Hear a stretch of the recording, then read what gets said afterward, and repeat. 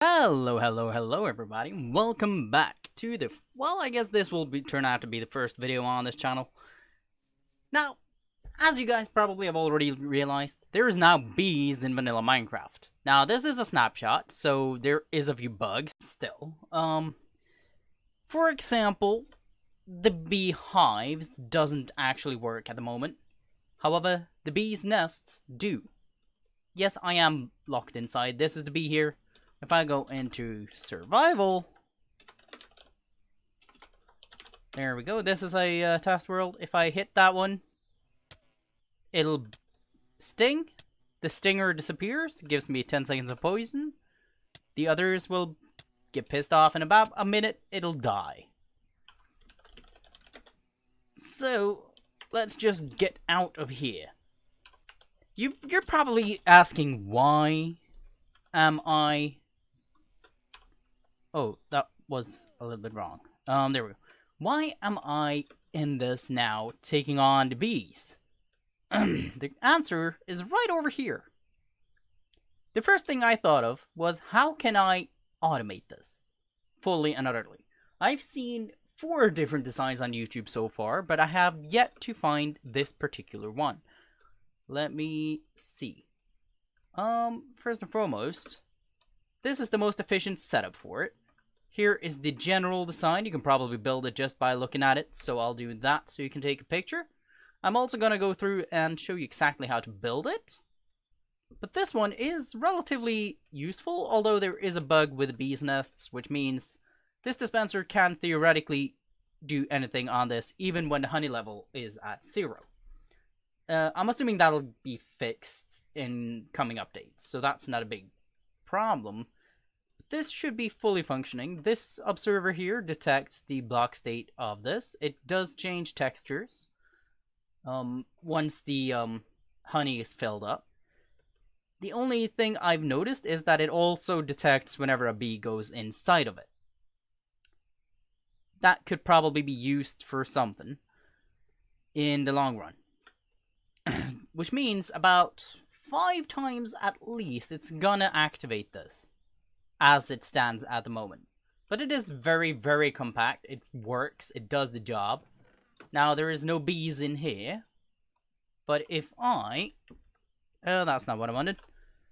Set block. There. Minecraft bee nest. Then we go honey level 5.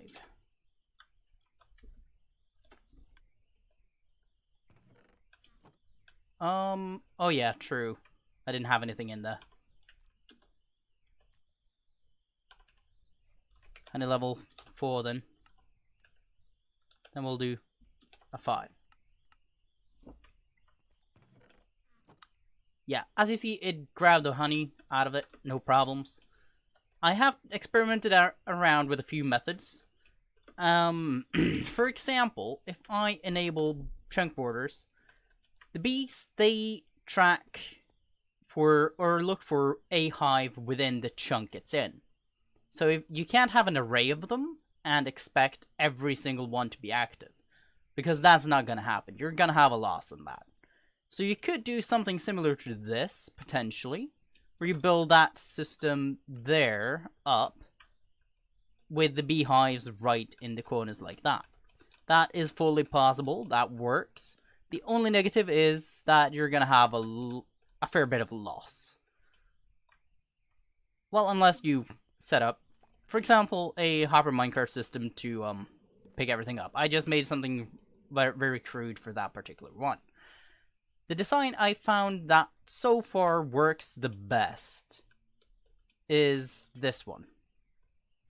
You have one bee's nest in each chunk, an individual chunk for its own. Well, you keep it open so that more bees can join in if they want to. And as soon as one of them fills up, you will have a fair amount of resources coming in relatively easy. Yeah. Other than that, I have heard a few people say that the bees need a 3x3 area similar to that to be able to pop back out. I've tried that. with a number of different blocks, but they actually go further out than that. You need at least this size here for them to have enough space to spawn on. If you have it any smaller, for example blocking up here, they will spawn on the outside of it, and thus not coming back into here. That's only if you want an encased version, of course. I've done a fair few tests. This design is the best one I've come up with so far. There's a few things I'm hoping will be improved on it soon enough. I'm sure it will. But this design, as I said, is the better option of all the ones I've tried so far. This is an open air version. You could probably encase it by building a larger area around it, but I don't really see the point. It'll just continuously pump things out, no problems. You can fill up these chests up here with, well, glass bottles or shears or whatever you want, and then it'll just keep on pumping.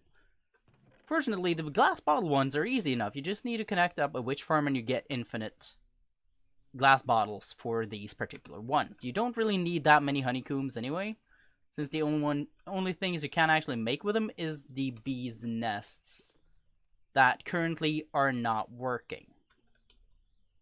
Yes, I did try this system with bees' nests, but the honey level never goes up at all. Now, I am well aware that these things also you can also use a redstone comparator with them, and depending on honey level, it'll give out different different strengths through this. But that does mean you're gonna have to build a slightly bigger system. This one is very compact, it does the job. At the moment, it'll continuously do it, regardless. But this dispenser essentially is so full that no honey bottles go in here, so it falls down into the hopper minecart below and then into the system. From here on, you could connect it up to any storage system you want, whether it be a shulker loading system or, well, simply just a chest, like I have. So, in order to build this, I have not counted in the chests on the top. That is completely up to you how you want to do it. But all you need is 2 chests for the collection system. You don't really need that either. That can be ignored for the most part. 2 observers. Let me just move all of this away. 2 powered rails, 1 note block, a minecart hopper, a bee nest, dispenser, and some glass. That is all you need. Nothing more than that. Fortunately. You will need, as I said, 2 powered rails. I don't need that, so we can drop that one off for now. That's fine. 2 of these. Actually, let's... Yeah. That's all you're gonna need. As you can see, it is very, very simple. If I just place down... Let's go into a separate chunk so that it is technically independent on each other. So you're gonna need that. Place down this glass block here. Where is the grass? There we go. This could be any kind of grass as long as you can place a plant on it, so that's not a big deal. The bee's nest on top. Minecart hopper underneath. You don't necessarily need to keep this one here. It's not a problem at all. However, you are gonna need the minecart hopper here regardless. You could not put it inside of this, because then it'll start emptying out the dispenser. You wouldn't want that. It could probably be locked so that it doesn't do it, but that is the entire system all in all. The only thing you're lacking now is a simple flower, and then you're good. But yeah, that is all I have done. This system works for both honeycombs and... what's it called now? And honey bottles. There is a way to completely negate the loss of honeycombs, because occasionally it will shoot 1 honeycomb off into the distance here. You could do something as simple as that, and then you've lost well, you don't have to worry about it anymore. Is essentially what I'm trying to say here. Because it will pick it up. So if I now go into, where is it? Set block. And we bee nest honey level 5. Ah, shit. That was not my intention. I failed to block. Let me just fix that. You didn't see that. Nope. 184 then. And as you see, it picked up all of them. Every single one of them. So if I just go up by 1 here, doesn't have any loss at all. So yeah, that is pretty much everything I've got to say about this particular design. Now there is a method for using the dispensers now in terms of water bottle filling up, which will come in handy for what's it called now? Brewing stand systems, etc., etc. So you can technically pretty much automate, and I mean automate, most brewing now. You don't have to fill bottles on your own, then drop it into chest, and then it'll transfer into here. And that's just one new thing about this dispensing system.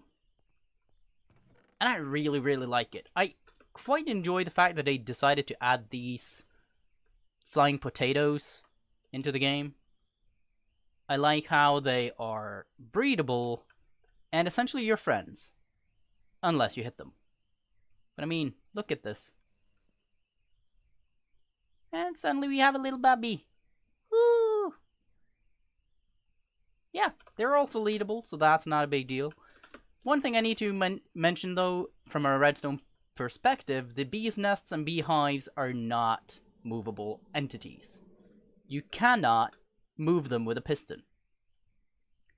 Whilst you can still get a redstone output or detect block changes, actually moving them is not an option. But that is what I've got to say about this. I hope you like this design and that it'll suit you well. I have, as I mentioned, not seen this design in motion yet. Let me just turn off this thing. And I hope that it'll, if you did like it, please hit that like button below and subscribe, and I'll see you guys next time. Bye!